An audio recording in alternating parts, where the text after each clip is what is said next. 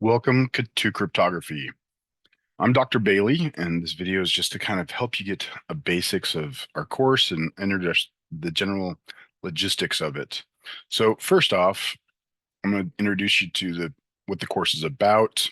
Then we're going to talk about me a little bit, and I don't want to spend too much time. Then we'll talk about textbook, the grading system, and final summary. So our course is about cryptography. Now, cryptography, cryptology, these terms generally refer to encryption and decryption techniques. And this class, we will work on a number of different ciphers and talk about some different protocols and applications.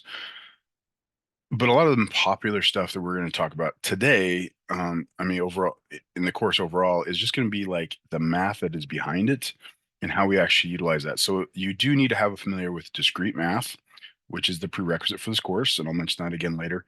And I would recommend some expertise with linear algebra, at least the basics of linear algebra, because that is another thing that we use in this course. Actually, modern cryptology is moving in the direction of using more linear algebra, in case any of you are kind of curious. So a little more about me. I'm an assistant professor of math and also the math program coordinator. I have a PhD in math from Utah State, specifically in discrete math. I regularly participate in research in graph theory, combinatorics, as well as in math education. I actually got interested in combinatorics because I was interested in cryptography. I was interested in how these encryptions were, what are all the possible options, and so forth. And this area of math, I regularly attend conferences where they discuss all of them. So it's a lot of fun little things and just how it goes. Excuse me. So again, I mentioned the prerequisite. You need to have passed discrete math. Honestly, a C is far better than a D, but I would still recommend that you have to have at least a D for this class. So our textbook, we're going to use Introduction to Mathematical Cryptography. It's by Hofstein, Pfeiffer, and Silverman. It's this nice big yellow book. It's a good book. It has a lot of different information. We're not going to use all of it just because of time, but I feel like it was the best for this course in terms of just what we have and what we can do going forward. So our grading system is going to be based on four main areas, namely homework, discussion boards, exams, and research projects. So this class is not going to be your typical online class. It's not where you just log in, watch videos, and submit homework, blah, blah, blah, blah. Yes, you'll have homework every week, and actually you'll have to either type it up and or write it out on paper and upload a PDF of your paper into Canvas. Um, Homework will be due by Saturday night every week. I just find that easier. It's closer to Friday, so people generally remember to look at it and things like that. There'll be no late homework. So I don't recommend you do it like on Saturday. I recommend you start working on it throughout the week and watch the videos and participate. And your homework will be graded on three criteria. Validity. So is it valid? Not just is the answer correct, but is your methodology. You have to show your work. If you don't show your work, it's not going to be good because that also gets in with readability. Just a bunch of equations is, well, not readable. You need to actually communicate, just like you put notes in code. You need to have notes and other things being, and fluency, you need to use the proper terminology and language. This is a class, it's a 300 level math class, so I expect you to have some of that and some maturity to show that. Each week we'll have discussion boards. They'll kind of help you towards the homework and help you in general. You'll need to engage in them at least twice a week. So don't expect just jump in one day, do them, and so forth. In fact, there'll be multiple due dates throughout the week. Like you'll need to make an initial post where you post your answer to a problem or a video response to video. These are going to be kind of like our classroom time. So I'm going to kind of post like a short video and then have you work on something. And your response to that video is kind of like your interaction with the class time. So I need you to actually try to jump in and really be part of this.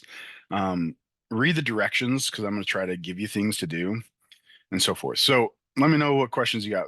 I think you'll get the hang of this the first week. I'm going to tame it down a little bit to kind of help you get the hang.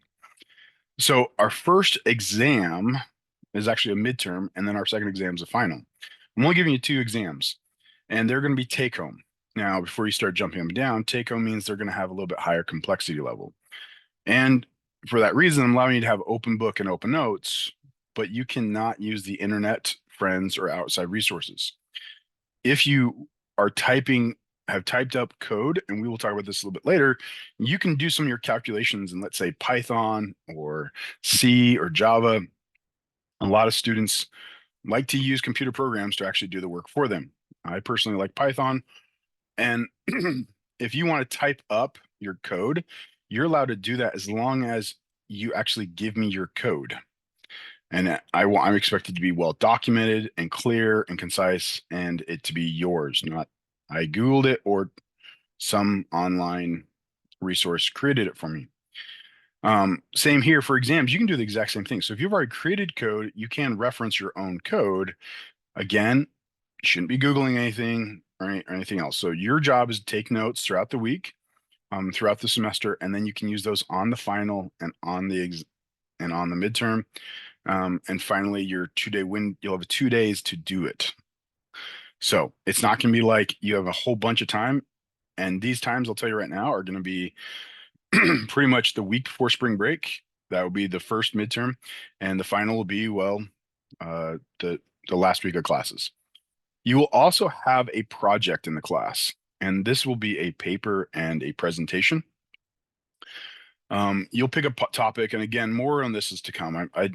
You really need to jump in the material before we can start talking about what are the possible topics for cryptography.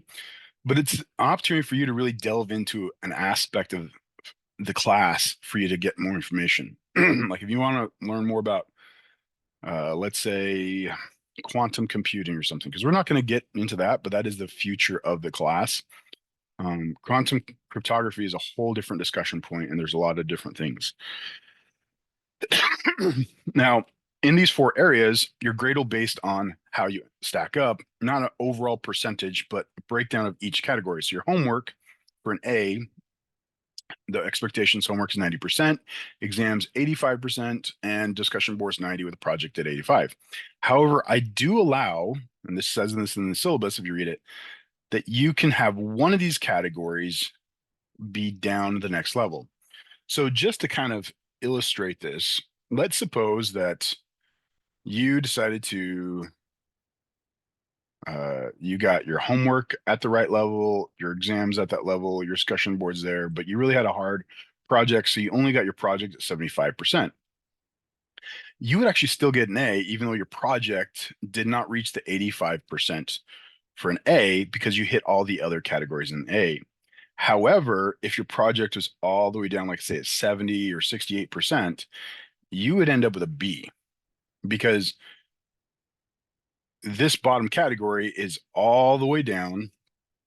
You are all the way down here, and you still meet these 3 criteria for the B because you're at least an 80% for homework and discussion boards and 75% for exams. So you'd end up with a B. So that you have to make sure that in all areas you don't slack off, which reminds me that we're going to use Slack.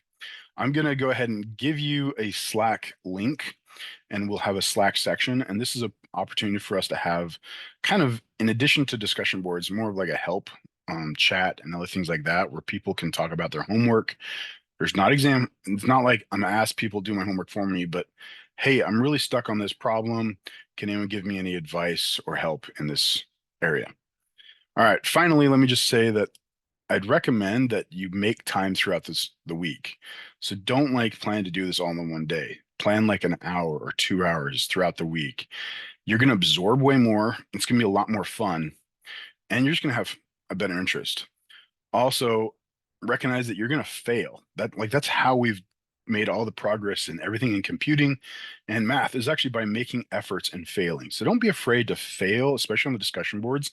Their grading is not so much about your accuracy. It's actually more about your clear effort and your correct terminology. And that's actually that because it's like classrooms.